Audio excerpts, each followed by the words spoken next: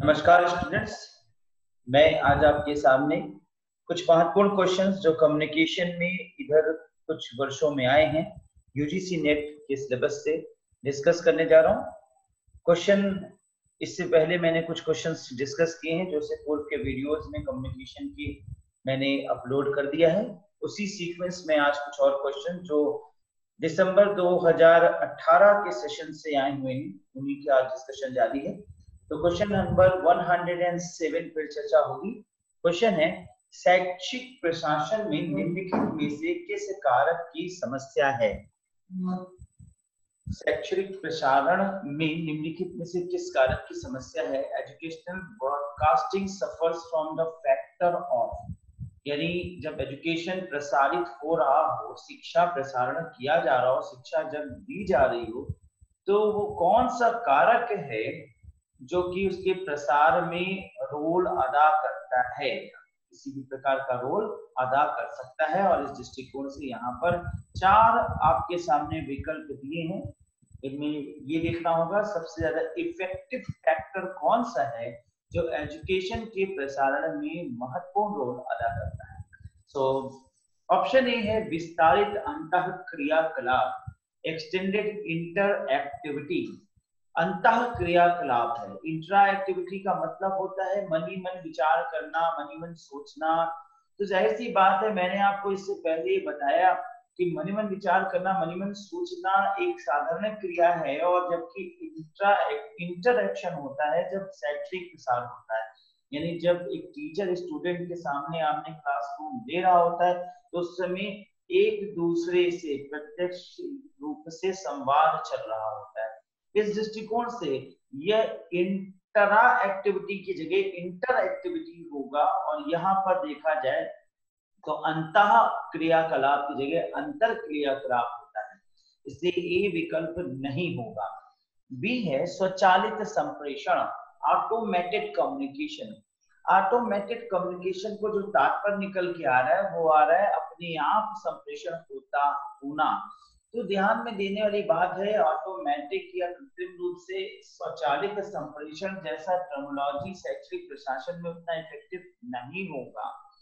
सी है ध्यान अवधि, अटेंशन स्पैन, यानी जितना अधिक अटेंशन दिया जाएगा उतना अच्छा प्रसारण होगा। ये काफी पॉजिटिव विकल्प दिख रहा है, क्योंकि जब क्लासरूम में कम्युनिकेशन होगा, एजुकेशनल ब्रॉडकास्टिंग होगी, तो दोनों पक्ष अगर मुद्दे पर ध्यान देंगे, अटेंशन रखेंगे, तो संचार बहुत बेहतर तरीके से हो सकेगा। इस पॉइंट ऑफ व्यू से सी बहुत मजबूत तर्क दिखाई दे रहा है। डी है आंतरिक बाह्य एकाधिकार। अब यहाँ पे मोनोपोली जैसी टर्मिनोलॉजी का प्रयोग किया जा रहा है, जिसका तात्पर्य ही निकल के आता है एकाधिकार यानी वर्चस्व दिखाना।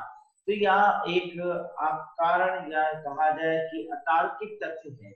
इस दृष्टिकोण से ए बी डी जो है यहाँ पर बहुत सशक्त तथ्य नहीं है, और सी बहुत ही तार्किक सत्य दिखाई दे रहा है। इस दृष्टिकोण से यहाँ पे आंसर सी होगा, ध्यान अवधि। क्लियर स्टूडेंट्स, समझ में आया आपको ये प्रश्न?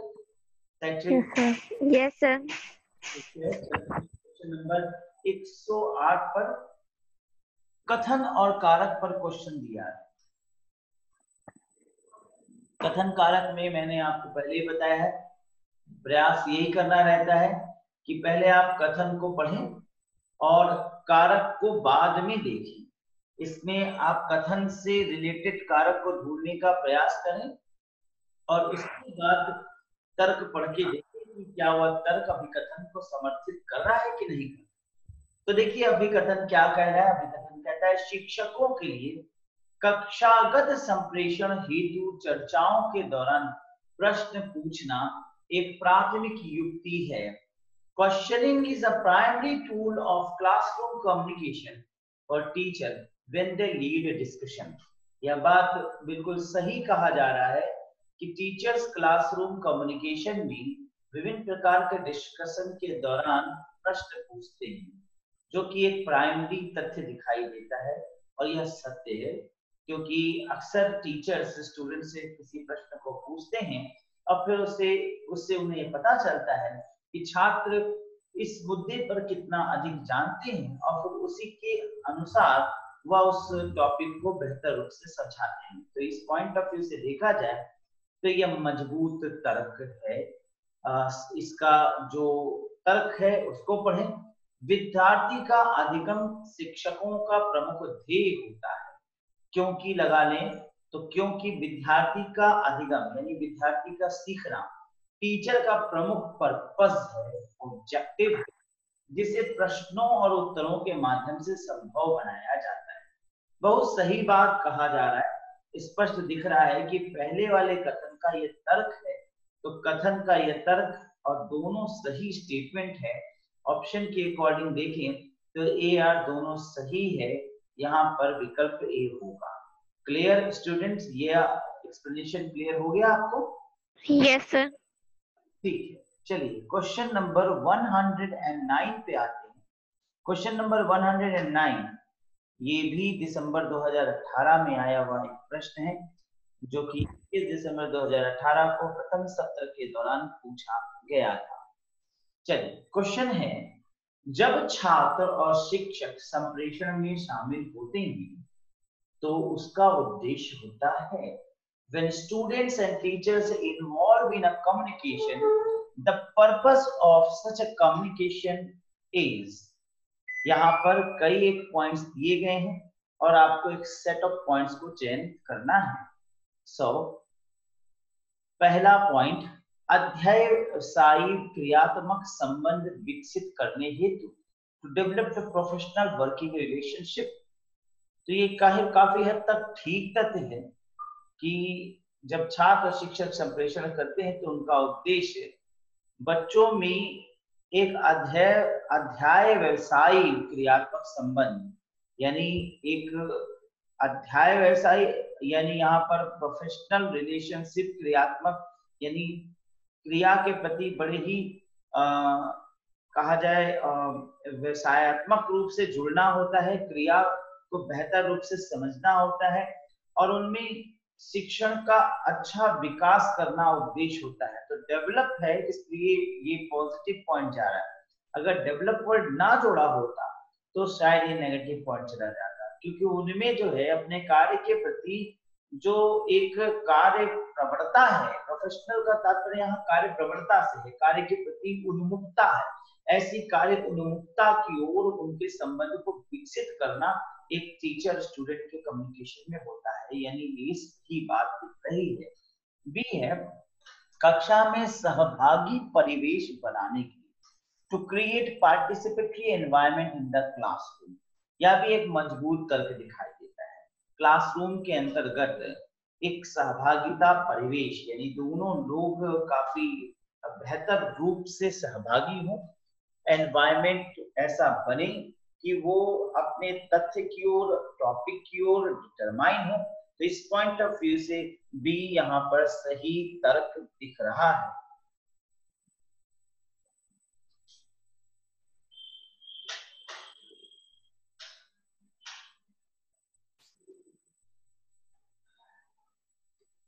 सी पॉइंट को पढ़ते हैं। सी है, कक्षा के बाहर की अंतःक्रिया में भाग लेने की, to engage in out of classroom interaction. तो अब यहाँ पर जो इसका अर्थ निकल रहा है वो ये निकल रहा है कि बाहर के तर्कों पर ध्यान देना कक्षा के बाहर की अंतःक्रिया यानी क्लासरूम के बाहर, engage in out of classroom interaction, कक्षा के बाहर की अंतःक्रिया में भाग लेने के लिए, to engage in out of classroom interaction, classroom interaction को बाहर ले जाना। इसका जो इंग्लिश से सेंस निकल रहा है वो निकल रहा है कि क्लासरूम इंटरेक्शन को बाहर भी जारी रखना। अब यहाँ पे हिंदी में मीनिंग उलट जा रही है, लेकिन इंग्लिश में मीनिंग सही है, to engage in out of classroom interaction, classroom interaction के बाहर भी छोड़े जाना। तो काफी हद तक कई विषयों में शिक्षण के दौरान देखा जाता है कि शिक्षक क्लासरूम इंटरेक्शन के बाहर की चीजों को में भी बच्चों को जोड़ने का प्रयास करता है, लेकिन सी बड़ा कमजोर एस्पेक्ट है यहाँ पर। हम ए और बी को तो बहुत मजबूत तर्क मान रहे हैं, लेकिन सी को हम कमजोर में रखेंगे। अभी चलते हैं डी को पढ़ते हैं। निजी मामलों में शिक्षक का हस्तक्षेप प्राप्त करने के लिए, बिल्कुल गलत तर्क हो। निजी मामलों में शिक्षक का हस्तक्षेप जैसा तर्क एकदम नेगेटिव। यहाँ पर डी नहीं होगा। अब अगर डी नहीं होगा और तीन विकल्पों को चूज करना है और ए बी सही है, तो स्पष्ट हो जा रहा है कि दूसरा और चौथा नहीं होगा, तीसरा भी नहीं होगा। तो दूसरा, तीसरा, चौथा में डी है, तो डी नहीं होगा। देखिए यहाँ पे क्या होता है, जब विवाद ऐसा लगे जैसे सी एक विवादास्पद रूप से दिख रहा है, तो हमें ये देखना होता है सबसे नेगेटिव जो है उसको बाहर निकालो। तो डी नेगेटिव है, इसको बाहर निकाल दिया। उत्तर पहला स्पष्ट हो रहा है। ई को भी पॉइंट पढ़ लें। छात्रों के प्रति शिक्षकों के व्यवहार को नियंत्रित करने के लिए, छात्रों के प्रति शिक्षकों के व्यवहार यानी स्टूडेंट टीचर के एटीट्यूड को नियंत्रित करेंगे। ये बहुत ही नेगेटिव बात कह दिया जा रहा है। स्टूडेंट टीचर के एटीट्यूड या व्यवहार को नियंत्रित नहीं करते, बल्कि क्लासरूम कम्युनिकेशन में टीचर स्टूडेंट के एटीट्यूड और व्यवहारों को नियंत्रित करने का प्रयास करता है। In that concept, in that context, यहाँ पर ई भी नेगेटिव तर्क है। अब आप देख लीजिए ई और डी दोनों नेगेटिव तर्क है, और दूसरे में ई और डी है, चौथे में ई और डी है, और तीसरे में डी है। तो दूसरा, तीसरा, चौथा विकल्प गलत साबित हो जाता है। अब सी बहुत मजबूत तर्क तो नहीं था, लेकिन डी और ई की तुलना में थोड़ा सा सख्त है, या ये कह सकते हैं डी और ई ज्यादा नकार है। तो ज्यादा से ज्यादा नकार से नकार डी और ई है, इसको हटा दें तो यहाँ पर ए बी सही है। और चूंकि विकल्प के अनुसार हमें तीन तथ्यों को लेना है, तो ए बी सी को यहाँ पर सही मानते हुए उत्तर को पहला दर्शाया जाएगा। स्पष्ट है ये उत्तर आपको? ठीक है, चलिए क्वेश्चन नंबर 110। प्रतिपुष्टि कक्षा संप्रेषण को बनाती है। प्रतिपुष्टि का मतलब होता है फीडबैक। कम्युनिकेशन में जब एक बार क्लास में टीचर कुछ बात बोलता है, तो स्टूडेंट कई विभिन्न प्रक्रियाओं के माध्यम से प्रतिपुष्टि देते हैं। प्रत्यक्ष प्रतिपुष्टि तो स्पष्ट रूप से बोल ही देना, जी सर, यस सर। और अप्रत्यक्ष रूप से देखें तो नॉडिंग करना, यानी चेहरे को हिलाते रहना, आई कांटेक्ट करना, नजरों को मिलाए रखना, और मुद्राएं ऐसी जिससे यह बात एहसास हो कि उन्हें समझ में आ रहा है। एक्सप्रेशंस, तो एक्सप्रेशंस, आई कांटेक्ट, नॉडिंग और स्पष्ट एनालिसिस, ये सब प्रतिपुष्टि कहलाएगी, यानी फीडबैक। तो ये क्या बनाती है, क्लासरूम कम्युनिकेशन को क्या बनाती है? तो यहाँ पर देखने वाली बात, पॉइंट्स को पढ़ें अगर हम, तो पहला है रेखीय बनाती है। अब रेखीय का मतलब होता है सीधी रेखा में होना। तो सीधी रेखा यानी एक तरफ से चले और दूसरी तरफ से निकल जाए। जबकि जब प्रतिपुष्टि की बात कहा जाता है तो सर्कल कंप्लीट होता है। टीचर ने स्टूडेंट को कुछ दिया, स्टूडेंट ने टीचर को रिएक्शन दिया कि हमें समझ में आया। इस पॉइंट ऑफ व्यू से देखें तो सर्कुलर ज्यादा परफेक्ट होगा, यानी वृत्तीय ज्यादा परफेक्ट होगा, रेखीय नहीं। तो यहाँ पर बी पॉजिटिव एटीट्यूड है, बी परफेक्ट।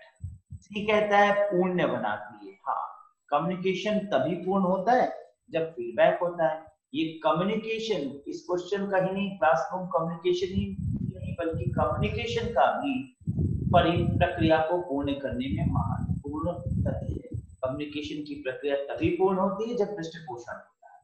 तो सी मजबूत तर्क है, बी और सी मजबूत तर्क है। डी क्या है? अंतःक्रियात्मक, इंटरैक्टिव होती है, यानी टीचर और स्टूडेंट एक दूसरे से इंटरैक्टिव होते हैं, मन ही मन एक दूसरे को समझते चलते हैं।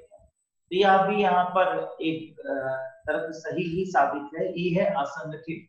असंगठित गलत शब्द कह रहा है, असंगठित नहीं बल्कि संगठित करता होना चाहिए। स्पष्ट हो गया कि बी सी बिल्कुल मजबूत तर्क है, और बी और सी एक साथ विकल्प पहले में दर्शाया गया है, और डी एक सहयोगी तर्क के रूप में यहाँ पर स्वीकार करते हुए हम कोड नंबर 1 को सही उत्तर के रूप में चयनित करेंगे।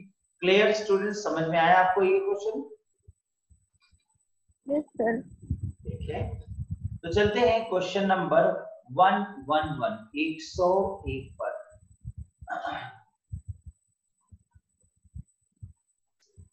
कक्षा संप्रेषण के आदर्श प्रस्तुति में शामिल होते हैं।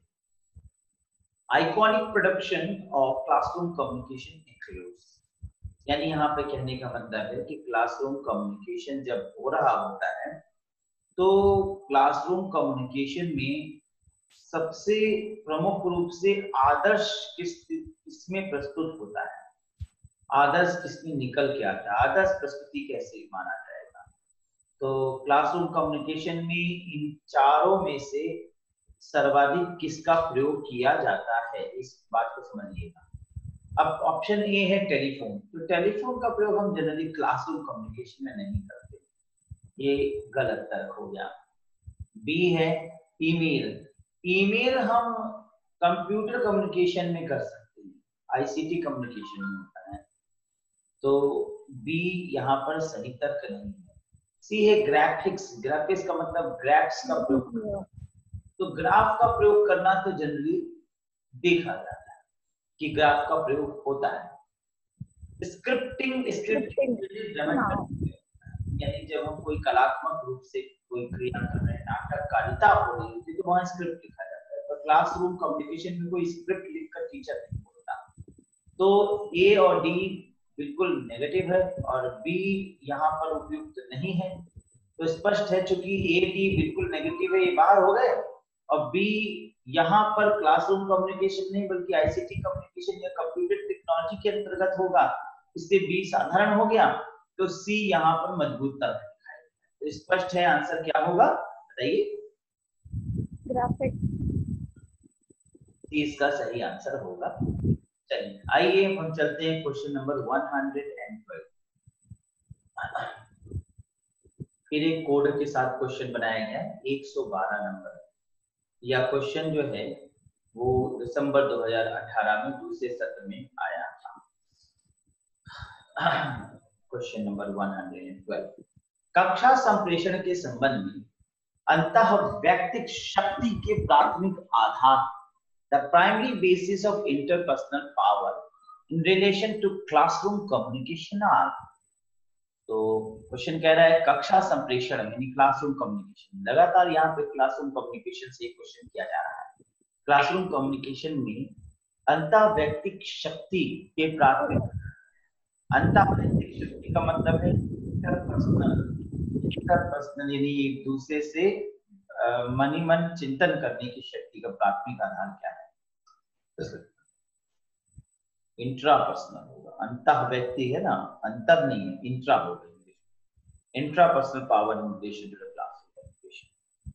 सो यहाँ पे ऑप्शन ए है अवपिंडक शक्ति, कोएर्सिव पावर। कोएर्सिव का मतलब यहाँ पर होगा समझ के, परसेप्शन लेवल की पावर। तो स्पष्ट है कि परसेप्शन लेवल की जो पावर है वो यहाँ पर बढ़ रही होती है क्लासरूम कम्युनिकेशन में। जब अंतः व्यक्ति यानी मनिमन चिंतन, तो मनिमन चिंतन में कोएर्सिव यानी परसेप्शन की बात करें तो परसेप्शन शक्ति का विकास होता है, परसेप्शन पावर का विकास होता है, मनिमन चिंतन करता है। तो ये बात सही है, ये एकदम परफेक्ट है। अंतः व्यक्तिक में परसेप्शन होना होता है।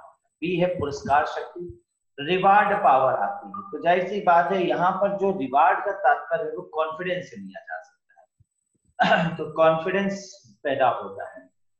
सी है प्रोद्भूत शक्ति, रेफरेंट पावर, यानी अंदर से कुछ निकलता है।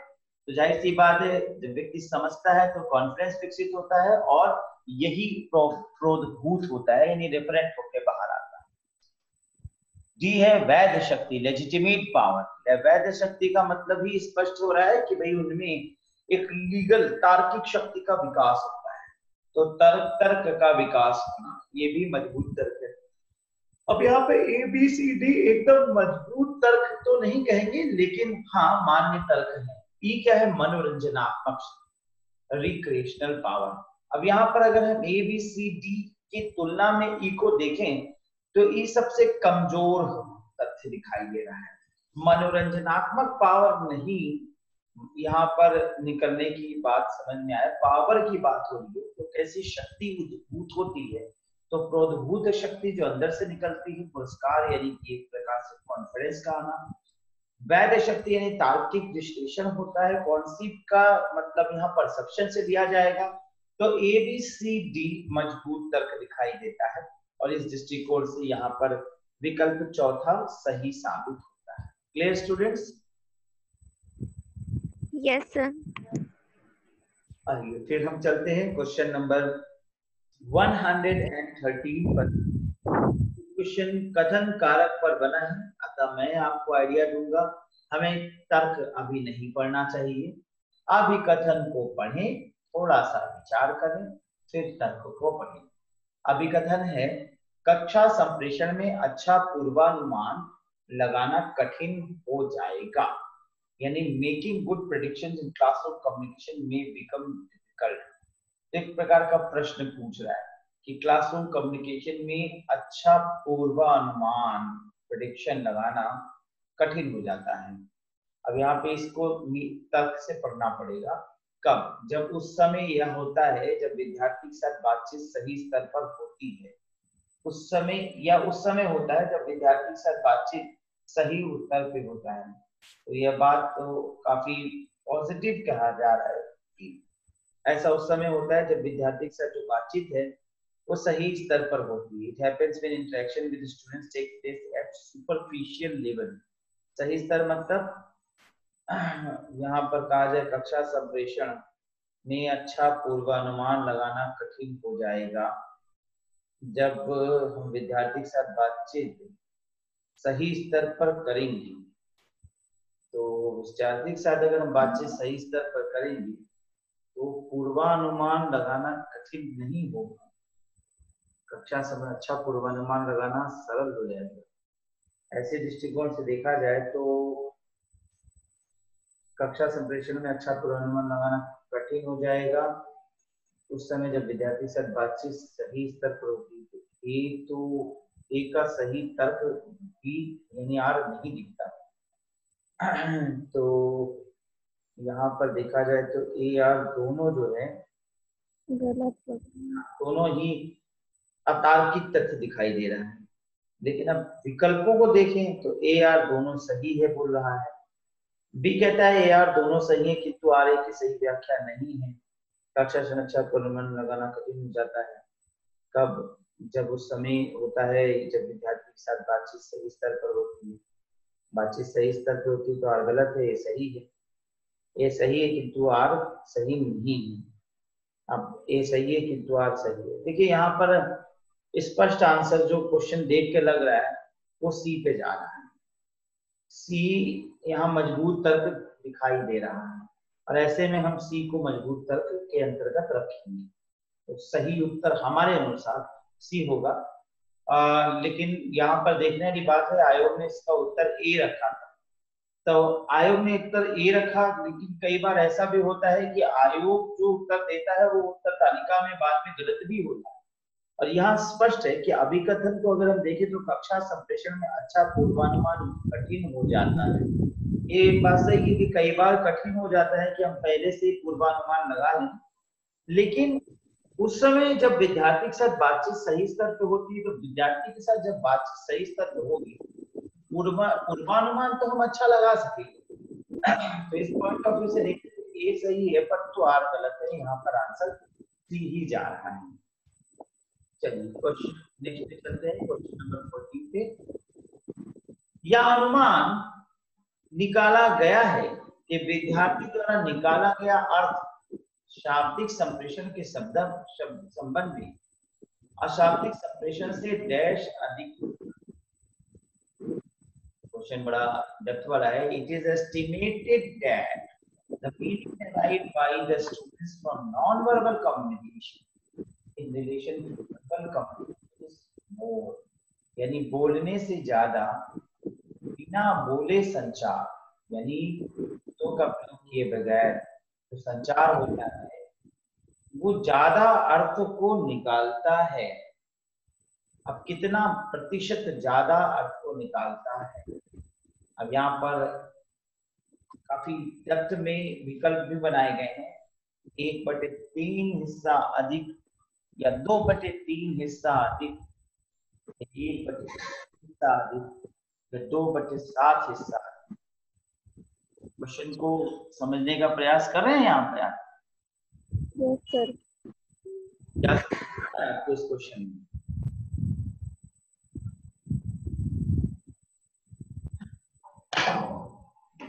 क्वेश्चन में क्या समझ में आ रहा है?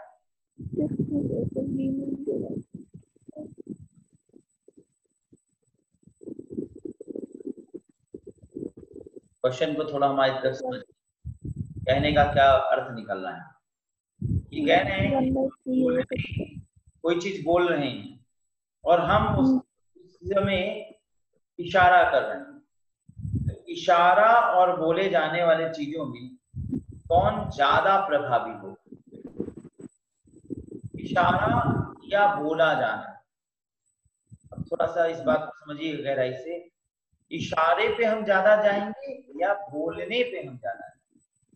मैं आपके सामने कर रहा हूँ, मेरी बात को देखिएगा। मैं आपसे बोल रहा हूँ, आओ आओ, चले आओ, आ जाओ आ जाओ आ जाओ आ जाओ आ जाओ आ जाओ। अब हम कह रहे हैं आ जाओ और इशारा कर रहे हैं चले जाओ। बात को समझिएगा। हम कह रहे हैं बोलो बोलो बोलो बोलो बोलो और इशारा कर रहे हैं चुप। बोलो बोलो बोलो बोलो, बताओ बताओ, इशारा कर रहे हैं नहीं नहीं नहीं। तो आप किस पर ज्यादा प्रभावी होंगे, इशारे पर? इशारों, क्योंकि इशारों में काफी तर्क दिखाई दे रहा है। कई बार ऐसी स्थितियां आती हैं कि व्यक्ति बोल रहा होता है परंतु इशारे किसी और तर्क पे कर रहा है, और इशारों पर ज्यादा बल दिया जाए, अशाब्दिक संचार को ज्यादा प्रभावी। अब इस क्वेश्चन के अकॉर्डिंग, चूंकि अशाब्दिक संचार को हम ज्यादा प्रभावी मानेंगे, यहाँ पर यह अनुमान निकाला गया है कि विद्यार्थियों निकाला गया शाब्दिक संप्रेषण के संबंध में अशाब्दिक संप्रेषण से अधिक होता है। तो यह बात एकदम स्पष्ट है कि पहली बात अधिक होता है। कितना अधिक होता है? तो यहाँ पर जो उत्तर होगा वो 2/3। समझे? क्लियर है? Yes sir.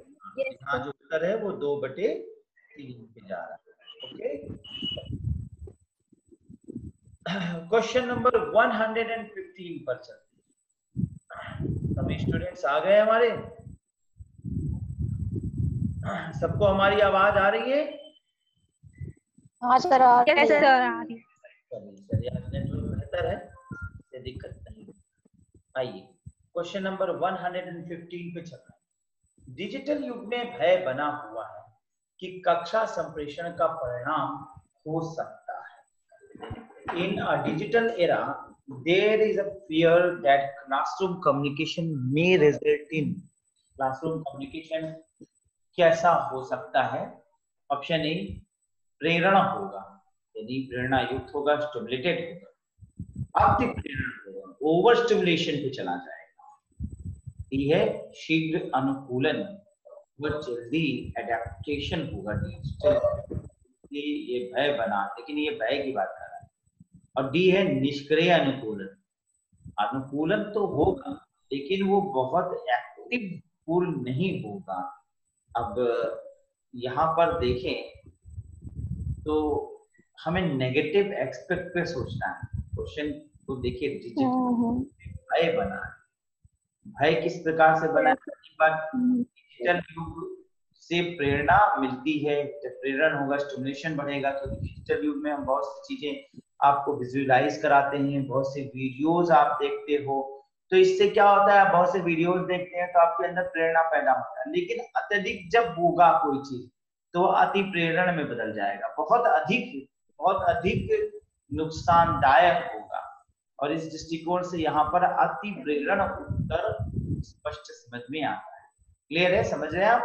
ओवर स्टिमुलेशन की कर जाएगा। Yes sir. आते हैं क्वेश्चन नंबर 16 पर। अशाब्दिक संप्रेषण को माना जाता है। 116 क्वेश्चन नंबर है, अशाब्दिक संप्रेषण क्या है? और very simple question is, answer दे दीजिए जल्दी से। इसे क्या कहेंगे? इनफॉर्मल, अनौपचारिक, इनफॉर्मल कम्युनिकेशन। क्योंकि अशाब्दिक संचार जो है वो इनफॉर्मल का भाग माना जाएगा। फॉर्मल में क्या है, बोला जाता है, और इनफॉर्मल में बिना बोले बारे में आपको बता दें तो अशाब्दिक संचार का रखा जाए। और सी और बी और डी अगर हम देखें तो बहुत ही अजीब से उटपटांग कर सकते हैं और ऑप्शन दिया है। सटीक होता है, सांस्कृतिक मुक्त होता है, तो ये इसका कहीं से भी उत्तर नहीं दिखाई देता। अतः यहाँ पर सर्वोपयुक्त उत्तर आंसर नंबर ए आएगा। क्लियर? ठीक है, समझ में आ गया? Yes sir. चलिए क्वेश्चन नंबर 117, 117 क्वेश्चन नंबर है, कक्षा संप्रेषण के एक घटक के रूप में नकारात्मक आलोचना निम्न में से किस ओर उन्मुख होगी? Negative criticism as an element. तो क्लासरूम कम्युनिकेशन के एक कंपोनेंट के रूप में, as an element of a और component of a classroom communication. ठीक है, कक्षा संप्रेषण में एक घटक के रूप में नकारात्मक आलोचना किस ओर उन्मुख होगी? तो डिमोटिवेशन तो होगा। यहाँ पर पहला है सहानुभूति। बाह्य सहानुभूति या सहानुभूति नकारात्मक तो नहीं होगा, ये तो सकारात्मक है, सिंपैथी का होना। तो चाहे कैसी भी सिंपैथी हो वो सकारात्मक होगा, नकारात्मक, ये गलत है। बी है औचित्य। तो क्लासरूम कम्युनिकेशन के घटक के रूप में नकारात्मक आलोचना, तो नकारात्मक आलोचना यानी नेगेटिव क्रिटिसिज्म, तो औचित्य ना होना ये नेगेटिव बात है, और औचित्य होना ये सकारात्मक आलोचना, सकारात्मक होगा। और यहाँ नकारात्मक यानी कि क्या गलत नहीं होगा।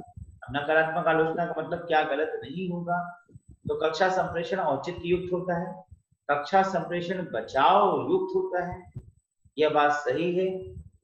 लेकिन यहाँ पे कक्षा संप्रेषण दुष्प्रेरण युक्त होगा, यानी दुष्प्रेरण युक्त नहीं होगा। और डिमोटिवेशन हो सकता है, सपोर्टिव लिसनिंग। तो क्लासरूम कम्युनिकेशन में डिमोटिवेशन नहीं बल्कि मोटिवेशन होगा। तो यहाँ पर कई एक तार्किक दिखा रहा है, ये कह रहा है सहयोगात्मक श्रवण, सपोर्टिंग लिसनिंग।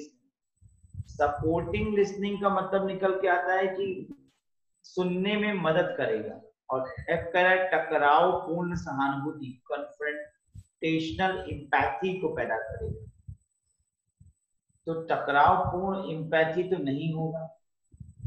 तो नकारात्मक आलोचना पूछा है ना, तो हो सकता है टकराव पूर्ण एम्पैथी, नकारात्मक आलोचना। कक्षा संप्रेषण के घटक के रूप में नकारात्मक आलोचना निम्न में से किस ओर उन्मुख होगी? नकारात्मक आलोचना का पहले मीनिंग समझना होगा। हम कहते हैं अगर इसको कक्षा संप्रेषण में घटक के रूप में आलोचना, तो आलोचना क्या करती है? आलोचना आपको बचाव की ओर ले जाएगा, आलोचना आपको औचित्य विहीन करेगा, आलोचना आपको प्रेरणा शोध बनाएगा। लेकिन अगर हम नकारात्मक आलोचना की बात करें तो ये आपको दुष्प्रेरण औचित्य करेगा। तो बी और डी ज्यादा पॉजिटिव दिखाई दे रहा है। बी और डी जो है वो सिर्फ पहले में रखा है। बात को समझना होगा, क्योंकि जब हमें सभी उत्तर समान रूप से दिख रहे हो, कंफ्यूजन बन रहा हो, तो जो ज्यादा मजबूत तर्क हो उसको अपनाना चाहिए।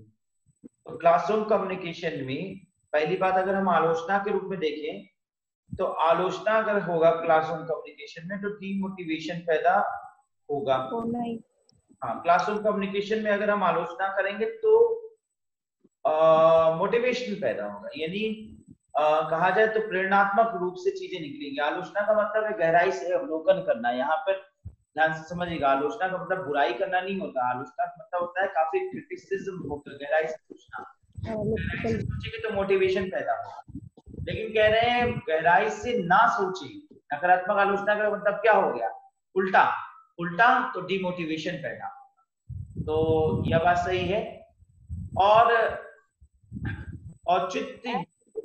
औचित्य विहीन होगा, तो यहाँ पर हमें डी ज्यादा परफेक्ट नजर आता है। तो पहला विकल्प ज्यादा परफेक्ट रूप से समझ में आ रहा है, क्योंकि यहाँ पर बी और डी ज्यादा परफेक्ट आंसर है और वो पहले में ही दिख रहा है। ठीक है, बाकी कुछ तर्क ऐसे हैं जो कि स्पष्ट नहीं हो रहे, पहला वाला सही मानना। ठीक है, क्लियर? सर जस्टिफिकेशन कैसे हो सकता है? अब देखिए जस्टिफिकेशन कैसे हो सकता है, यहाँ पे ये बात समझ में आपको, क्योंकि विकल्प यहाँ पे सभी जो है काफी टेढ़े दिए हैं। अगर हम देखें कक्षा संप्रेषण के एक घटक के रूप में नकारात्मक आलोचना, हम जब सकारात्मक आलोचना की बात करें तो अगर हम सकारात्मक आलोचना करेंगे तो क्या होगा? आलोचना मतलब गहराई से अवलोकन करेंगे तो मोटिवेशन पैदा होगा, मोटिवेशन पैदा होगा। लेकिन कह रहे हैं नकारात्मक आलोचना करेंगे तो डिमोटिवेशन पैदा होगा। ठीक है ना? डिमोटिवेशन मुझे एफ भी लग रहा है। औचित्य वाली इस दृष्टिकोण से देखा जाए कि क्लासरूम में कम्युनिकेशन में आलोचना करना जो है वो, क्लासरूम में आलोचना करना जस्टिफिकेशन नहीं होता। समझ रहे हैं? नकारात्मक आलोचना के रूप में देखें तो जस्टिफिकेशन होगा। अब पॉइंट समझ में आया? हम आलोचना क्लासरूम में नहीं करते।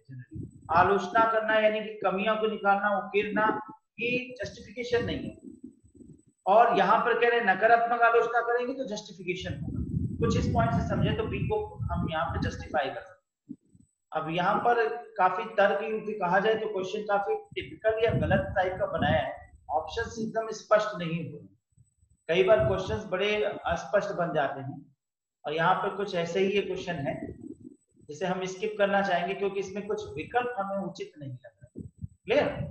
हमें एफ भी लग रहा है, डी लग रहा है। मुझे तीसरा क्वेश्चन इसका विकल्प सही लग रहा है। विकल्प बहुत उचित नहीं बनाया, क्योंकि टकरावपूर्ण सहानुभूति अगर दे दिया है तो टकरावपूर्ण सहानुभूति, सहानुभूति वो भी टकराव समानुभूति है। क्वेश्चन मतलब कि दोनों तरफ का बिहेवियर कंट्रैक्ट हो जाता है। क्वेश्चन कुछ सहानुभूति, सहानुभूति सही है लेकिन ये टकराव और सहानुभूति नहीं सही है। तो सर ये समानुभूति है, ये एम्पैथी है, ऊपर सिंपैथी है।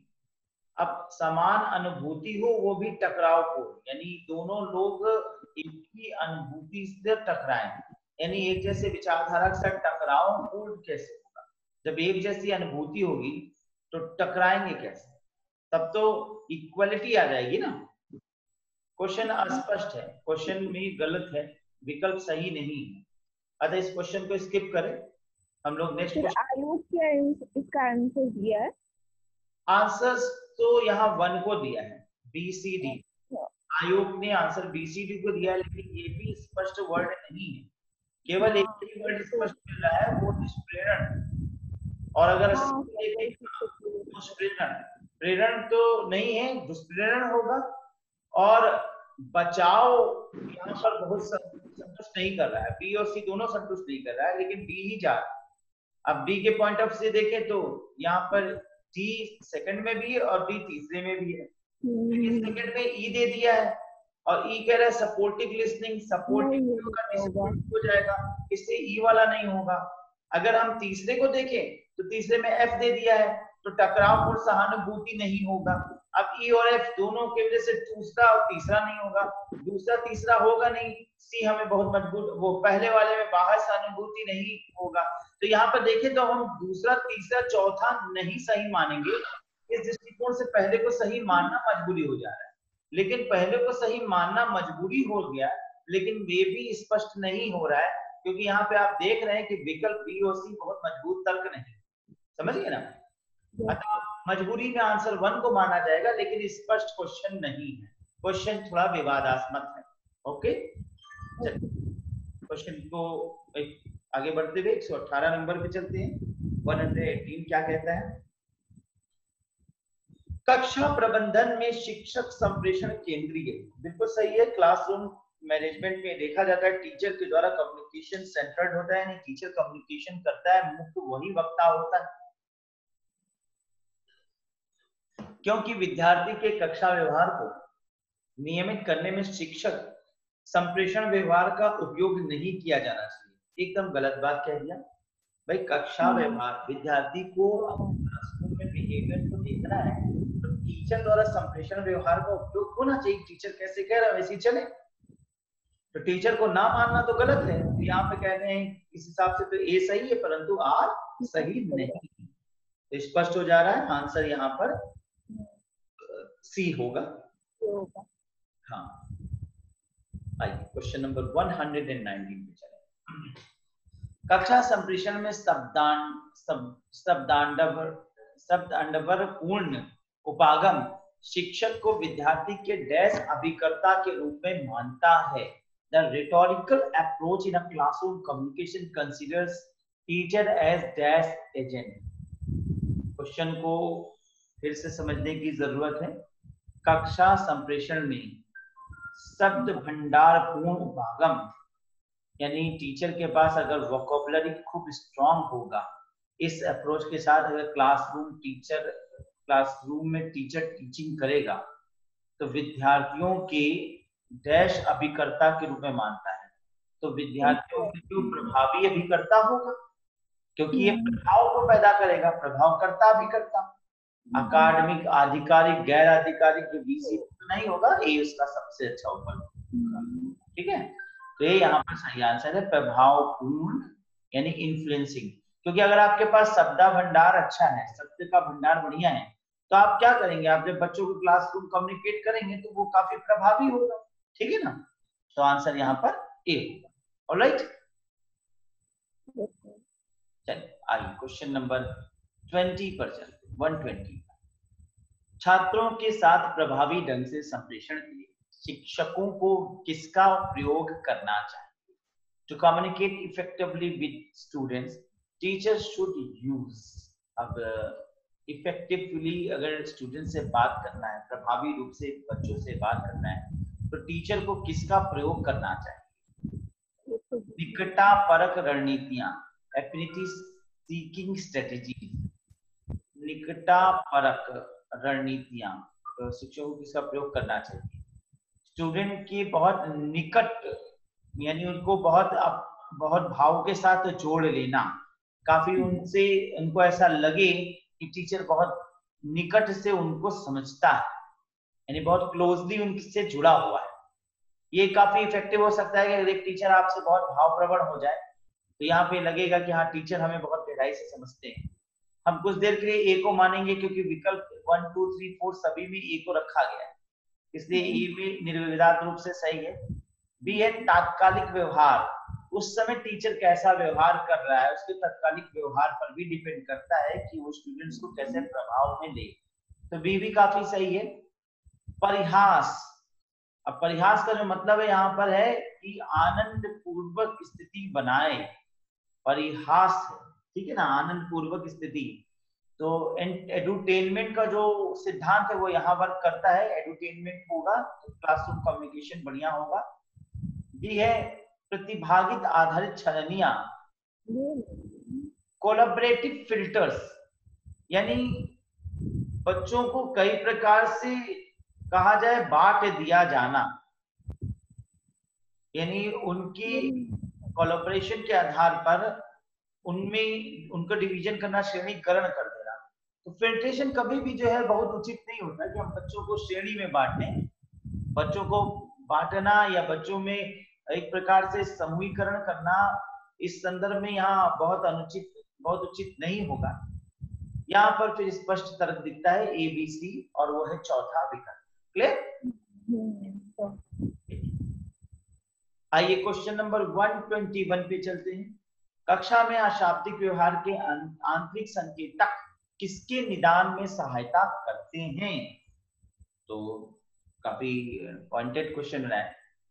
कक्षा में अशाब्दिक व्यवहार यानी बिना बोले जब हम बोल नहीं रहे होते हैं, ठीक है ना, कि आंतरिक संकेतक यानी इंटरनल रूप से क्यूज किसके निदान में सहायता करते हैं?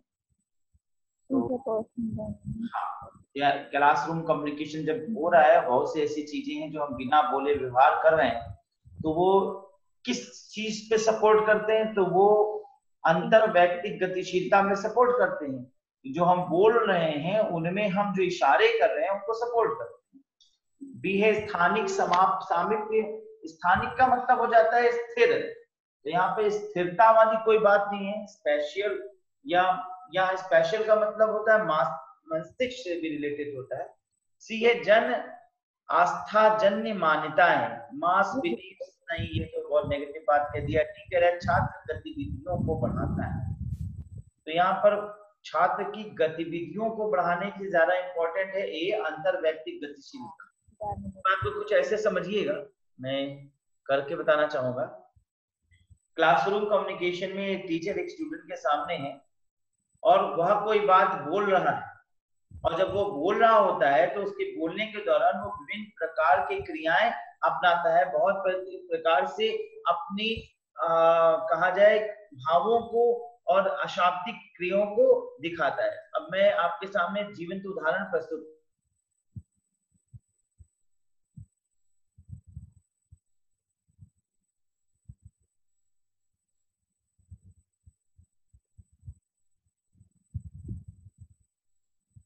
मैंने थोड़ी देर के लिए अपनी आवाज म्यूट कर दी, लेकिन मैं अपनी बातों को बताने के लिए, यानी जो इंटरपर्सनल कम्युनिकेशन में करना चाह रहा था, उसके लिए मैं ढेर सारे इशारों का प्रयोग कर रहा था, ढेर सारे अशाब्दिक व्यवहार का प्रयोग कर रहा था। तो मेरे ये अशाब्दिक व्यवहार किसका सपोर्ट कर रहे थे? मेरे शाब्दिक व्यवहार का, मेरे इंटरपर्सनल बिहेवियर का। बात समझ में आया आपको? इस प्रकार से देखा जाए तो इंटरपर्सनल बिहेवियर को बढ़ावा देने के लिए यह अशाब्दिक व्यवहार प्रयोग करता है। ठीक है, बात समझ में आया? अंतर व्यक्तिक गतिशीलता को बढ़ावा देने के लिए। क्लियर, समझ में आ गया आपको? यस। हाँ, चलिए आइए क्वेश्चन नंबर 122 पे चलते हैं। 122वें नंबर पे हम पहुंच गए हैं। विषय वस्तु को प्रासंगिक बनाना कक्षागत संप्रेषण में व्यवहार में निहित है। Classroom communication behaviour imply making the content relevant. तो विषय वस्तु को प्रासंगिक बनाना कक्षागत संप्रेषण में व्यवहार में निहित है, बिल्कुल सही है। क्लासरूम कम्युनिकेशन में जो टॉपिक हम पढ़ा रहे हैं उसको व्यवहार में बनाना का मतलब हो जा रहा है उसको प्रासंगिक बनाने के लिए व्यवहार में लाना। अच्छी बात है कि व्यवहारिक रूप से हम कोई बात समझाना चाहें तो ये काफी रेलेवेंट होगा कि हम उसको व्यवहारिक रूप से समझाएं। फॉर एग्जाम्पल अभी भी मैंने आपको एक एग्जाम्पल व्यवहारिक रूप से समझाने का प्रयास किया, जिससे बहुत ही रेलेवेंट हुआ आपका सब्जेक्ट मटेरियल। तो ये बात सही है, क्योंकि इससे स्पष्ट रूप से समझ में आता है, इससे बच्चे की मानसिक बुद्धि का विकास होता है, गतिविधि का विकास होता है। ये सब बात हमारे मस्तिष्क में आती है। तर्क देखिए क्या कह रहे हैं, क्योंकि यह शिक्षकों का प्रकार नहीं है हाँ कि वे विद्यार्थी द्वारा प्रभावी अंतःक्रिया की दृष्टि सूचना को व्यवस्थित कराए। एकदम गड़बड़ गलत बात होती है। शिक्षकों का प्रकार है, ये उनका फंक्शन है, ये हमारा कर्तव्य है कि मैं विद्यार्थियों को प्रभावी अंतःक्रिया के माध्यम से सूचना को व्यवस्थित कराएं। अतः हम व्यवहारिक ज्ञान के माध्यम से व्यवहारिक तरीके से बहुत से ऐसे तरीके अपनाएं जिससे कि आपको रेलेवेंसी मिले, आपको अपना सब्जेक्ट मटेरियल बहुत बेहतर रूप से समझ में आए। स्पष्ट हो रहा है कि ए सही है परंतु आर सही नहीं है। क्लियर? सी इसका विकल्प है। समझ में आ रहा है Puja? Yes sir. Purnima? Yes sir. Yes sir. चलिए शीलू आपको भी? Yes sir. चलिए वेरी गुड। आगे बढ़ते हैं क्वेश्चन नंबर 123 पे चलते हैं। 123 नंबर पे आ गए हम लोग और क्वेश्चन है किसी निष्पादन प्रक्रिया के अंतर्गत संप्रेषण चर होते। Communication variable involves in a model of performance are. किसी निष्पादन प्रक्रिया communication variables involve in a model of performance are. ठीक है, प्रक्रिया के अंतर्गत संप्रेषण चर होती। ठीक है, संप्रेषण के क्या क्या चर प्रयोग किए जाएंगे? कुछ कोई चीज हम अगर परफॉर्म कर रहे हैं, कुछ बता रहे हैं, तो उनमें क्या क्या चीजें संप्रेषण के लिए प्रयोग किए जाए। तो कूट संकेतन बिल्कुल हम भाषा के रूप में, शब्दों के रूप में इनकोड करते हैं, एनकोडिंग होगी और भी डिकोडिंग भी होगी। अगर आपको मॉडल याद हो जो मैंने आप लोगों को पढ़ाया था, याद होगा, 6 चरण बताए थे, बैरियर बताए थे, लास्ट में मैंने बताया था अंडरस्टैंडिंग होना, डिकोडिंग के बाद ये सारे चरण 6 चरण आपको बताए थे ना बैरियर्स में। उसी से मैंने कहानी भी आपको सुनाई थी कि रामू जो है रमेश, हमारी कहानी याद हो तो, किस प्रकार से वो अंतिम चरण को स्पष्ट नहीं समझ पाता और सूचना उस तक ठीक समय पे नहीं मिल पाती, जिससे कि अंत में उसे दुख होता है। तो यहाँ पर कौन कौन से चरण हो सकते हैं, कौन कौन से चर हैं, तो कूट भेदन बिल्कुल होगा और विसंकेतन और कूट संकेतन दोनों होगा, ए और बी दोनों होगा। इसके बाद देखिए तो चैनल होता ही है, तो यहाँ पर डी भी होगा और ए बी डी 3 विकल्प के रूप में देखा जाए तो चौथा होगा सी निष्क्रिय प्रतिरोध और उदासीनता, यानी निष्क्रिय प्रतिरोध और उदासीनता कभी नहीं होगा। सी और ई बिल्कुल सही तर्क नहीं है, तो स्पष्ट है आंसर चौथा। Okay, clear? Yes, sir. Yes, sir. Very good. आइए क्वेश्चन नंबर 124 पे चलेंगे। अधिगम पूर्ण तैयारी में संप्रेषण का एक महत्वपूर्ण चरण है। इन pre learning preparation an important stage of communication is, यानी अधिगम पूर्ण तैयारी में संप्रेषण का एक महत्वपूर्ण चरण क्या है? अधिगम पूर्ण तैयारी में संप्रेषण का चरण स्टेप पूछा जा रहा है, और सीखने से पहले जब हम तैयारी करते हैं तो सबसे इम्पोर्टेंट चरण संप्रेषण का क्या होगा? सूचना अर्जित करना तथा उसका प्रक्रमण करना, पहला हो सकता है गैदर करना, एक्विजिशन करना और उसको प्रोसेस करना। बात सही है कि कंप्रेशन करने से पहले, यानी बोलने से पहले, कम्युनिकेट करने से पहले इंफॉर्मेशन को ले आया जाए, सूचना ठीक से ले लिया जाए। जैसे मान लीजिए कि एक न्यूज रीडर न्यूज बताना है या एक टीचर आपको कम्युनिकेट करने जा रहा है, उससे पहले उसे प्रोसेस करना होगा कि उसमें क्या कमियां है, उसको सुधार करना है, उसको सेट करना होगा बताने के पॉइंट ऑफ व्यू से, कैसे कैसे हमें बताना है, बातों को कहना है। तो वो क्या करेगा, सबसे पहले उसको प्रोसेस करेगा।